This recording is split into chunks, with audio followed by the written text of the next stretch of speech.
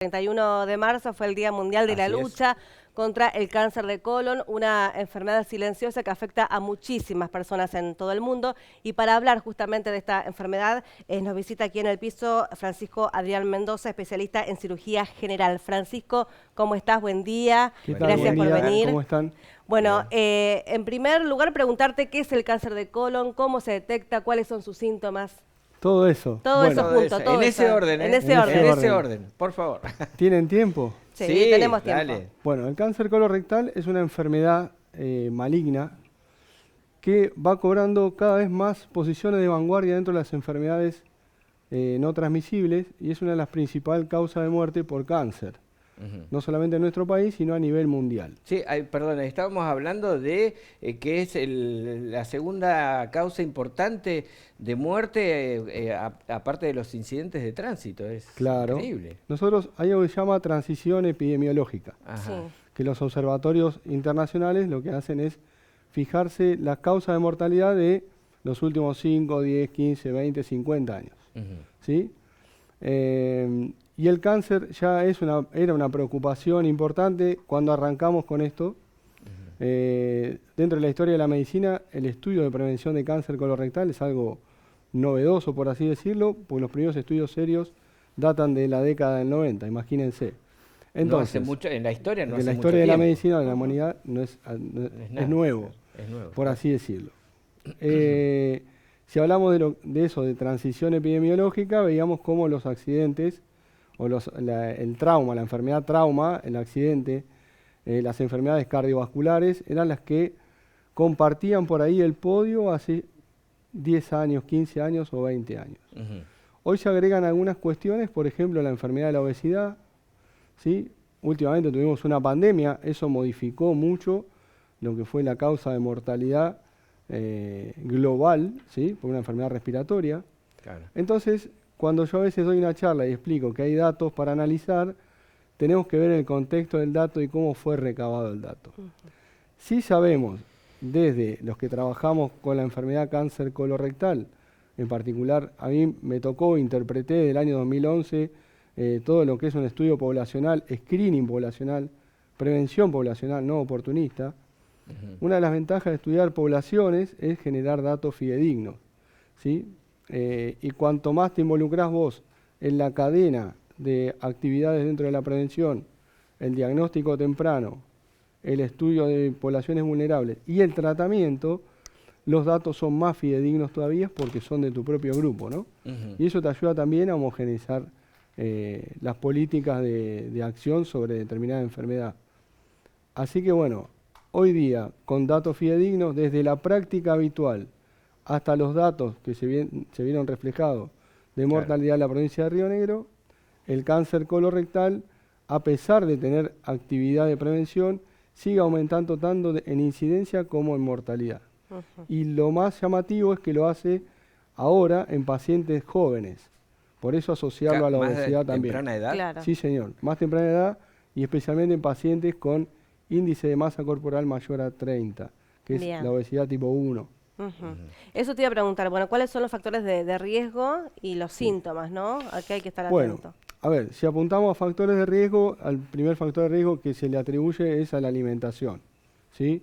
La obesidad está involucrada. Es como que no hay estanterías de decir, bueno, esto me da más riesgo, menos riesgo, de acuerdo a lo que uno coma o cómo viva. La región patagónica, los que nos vinimos a la Patagonia a trabajar en prevención y tratamiento de esto, por algo nos vinimos. La región patagónica es uno de los lugares del país con mayor cáncer colorectal y entonces achacarle a determinada conducta dentro de un programa temprano me parece que es ser un poco ir hacia el error.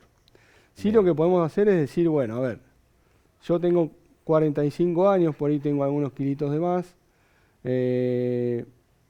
me voy a estudiar con un test de sangre oculta materia fecal, que es un examen de laboratorio que no requiere preparación, te puedes cepillar los dientes, puedes comer naranja, todo lo que no se podía hacer antes con el anterior modelo de test de sangre oculta. Si eso da positivo, que es un test bastante fidedigno, ahí hay que hacer una videocolonoscopía. Si vos tuviste familiares tuyos que han tenido un cáncer menor antes de los 60 años, o pólipos, o vos tuviste pólipos. Bueno, en general. En general. Sí, a ver, los pólipos pueden ser pólipos que surjan de nuevo o pólipos que estén enmarcados dentro de familias que ya hacen pólipos y cáncer. ¿Sí? Entonces, de acuerdo a esas dos cuestiones que yo les mencioné, se puede determinar si uno pertenece a una población de riesgo promedio, que es el paciente mayor de 45 años o 50 años fuera de la población vulnerable, que no tiene síntomas relacionados, o sea, no tiene sangrado, no está ocluido, no se le hincha la pancita, no tiene anemia. Bueno, eso se puede hacer un test de sangre oculta en materia fecal. Ahora ya cuando empezás con síntomas, que te duele la panza de una forma que antes no te dolía, cuando ya empezás a tener evacuaciones tanto en la forma de la materia fecal como en los intervalos de ir de cuerpo distinto a lo que te pasaba antes. Estaba diciendo también acerca de esto, la insatisfacción al ir de cuerpo, que también es un síntoma, ¿no? Como bueno, que ahí se puede evacuar y todo. Eso ya no sería prevención, estamos viendo pacientes con síntomas. Esa es la diferencia entre hacer prevención y ya atender el síntoma. Y eso que vos decís es real. Hay gente que por ahí tiene problemitas cerca de la cola, esa región se llama recto, y tratar una tumoración en el recto es un poco más complejo que hacerlo en el colon. Bueno, más o menos va por ahí la cosa. Sí, pacientes que son para hacer prevención, pacientes que ya tienen un riesgo asociado, también se hace prevención, pero después está el paciente sintomático que sí o sí tiene que ir a una consulta con un especialista. Sí. ¿Es de fácil acceso hacerse una colonoscopía? A ver, esto podemos charlar 3 días de esto. No hay problema. Es así. Por ahí soy reiterativo en algunas cuestiones. Sí. Nosotros somos un equipo dedicado desde el año 2011 a realizar este enfoque en particular, de esta enfermedad en particular, porque ya era peligrosa cuando consideramos tomar esta conducta. Bien. Somos un grupo. El grupo nace, o la actividad nace a partir de un programa de gestión de un servicio de cirugía. Primero lo que hicimos fue ponerlo a prueba en un lugar con una catástrofe ambiental que fue ingeniero Jacobasi, cuando explotó el volcán Puyehue. Claro. La población estaba encerrada y otras circunstancias, por ahí no había cirujano ni qué sé yo. Sí, sí. En esa oportunidad vimos la ocasión de poder implementar esto, con un test nuevo que había salido 1 o 2 años antes a nivel mundial. ¿Sí? Quizás en ese momento la gestión era segmentar y estratificar pacientes para ver a quién podíamos derivar primero si aparecía el paciente sintomático, porque recordemos que no se podía salir de Jacobasi. Salvo cuando bajaba un poquito el viento, ahí se derivaban los pacientes. La idea era ver a quién derivábamos primero. Y en ese contexto implementamos ya la tarea de prevención con los agentes sanitarios. Los agentes establecían actividades en los centros de atención primaria, se avisaba por radio a la población y aquellos que tuvieran síntomas por un lado u otros que tuvieran dudas y quisieran ser sometidos a un examen de prevención podían ir a los CAP. Después se desarrolló en toda la provincia a partir del servicio de cirugía de Chipoleti. Bien. Estamos hablando de salud pública. Salud pública. Claro. ¿No? Bueno, hoy día, después de la pandemia, a ver, hay toda una larga historia del 2011, logramos formar un programa provincial, ¿sí?, que logró mucho auge, es reconocido a nivel nacional, pero después de la pandemia hay que decirlo, toda esa actividad decayó. Entonces, hoy día para buscar hacerse una colonoscopía en salud pública, primero hay que ver si es un paciente sintomático o es un paciente que va por prevención. Claro. Hay algunos hospitales que pueden llegar a tener el endoscopio para pacientes sintomáticos, pero volver a reimpulsar dentro de salud pública de ser un programa de prevención, bueno, nosotros que nos dedicamos a eso estamos reimpulsando en algunos nodos, por ejemplo, Catriel, que tiene un endoscopio que fue comprado por el programa, el Bolsón no tiene endoscopio, sí llevamos un endoscopio nosotros, Entonces, en esos lugares que hay respuesta endoscópica, se puede reimpulsar un programa de prevención. Bien. Tu pregunta es, ¿según dónde? Entonces, ¿según dónde podemos evacuar? Dentro de salud pública, tengo entendido que salud pública tiene algunos socios estratégicos que ante la urgencia o ante alguna eventualidad pueden hacer. Yo trabajo en Clínica Roca y en Clínica Roca algunos pacientes de salud pública con algún problema puntual se evacúa. Pero lo que estamos tratando de hacer es reimpulsar el programa dentro del hospital de Cipolletti, dentro del hospital de Cinco Saltos, dentro del hospital de Catriel, ¿sí? Que es el nodo donde nosotros tuvimos más auge, e incluido el hospital de Bolsón. Y a partir de ahí volver a reimpulsarlo dentro de salud pública. Todo lo que no es salud pública, nosotros nos enfocamos también en lo que son poblaciones vulnerables. Dijimos, el paciente joven de 45 años para arriba que tiene cierto grado de obesidad, también se debe atender, eso lo puede hacer quizás en la clínica. Y los pacientes adultos mayores también son una población vulnerable y también presentan casos, hasta los 80, 90 años, aparece cáncer de colon. A ellos también los enucleamos, por ahí a través del financiador los atendemos en la Clínica Roca. Bien, Perfecto. o sea, para pasar el limpio, doctor, a partir de los 45 años, si hay sobrepeso, obesidad, habría que hacerse el chequeo, ¿no? El análisis primero. Es mi recomendación de acuerdo a la experiencia Sí. que nosotros manejamos. Bien. Y toda esta cuestión estadística la presentamos ayer en Claro. varias jornadas que hicimos en el territorio de la provincia. Tenga o no síntomas, digamos, ¿no? El síntoma no es prevención, el síntoma es consulta segura, Claro, sí. tenés que ir al médico. Bien. Muy bien esa. Ujú, Tenés que ir al clarísimo. médico, Tenés que ir al médico. taxativamente. Sí. Clarísimo. Bueno, Sí. y hablando de los síntomas, usted mencionó el dolor abdominal, Dolor abdominal, sangre en las heces. sangre en las heces que puede ser roja o negra, Sí. la anemia, Anemia también. bajar de peso. ¿Una anemia grave o puede ser una anemia? Anemia. Anemia. Leve, sí. moderada, grave, no Es importa. anemia. Se dice anemia ferropénica, Bien. pero bueno, Sí. pueden interactuar varias entidades dentro de esa anemia. Sí. Y vos decías, perder peso sin tener un motivo Claro. aparente, Exactamente, ¿no? ¿sí? Sin tener un motivo aparente. Esos son los grandes rasgos. Después cada enfermedad es, en cada paciente es algo particular. Claro. Si estás entrenado en esto, por ahí es más fácil atender primero las cuestiones generales y después enfocarse ya directamente en alguna cuestión en particular, de acuerdo al paciente, de acuerdo a la vulnerabilidad y de acuerdo a la patología que tenga. Sí. Bien. Para finalizar, ¿cómo se trata?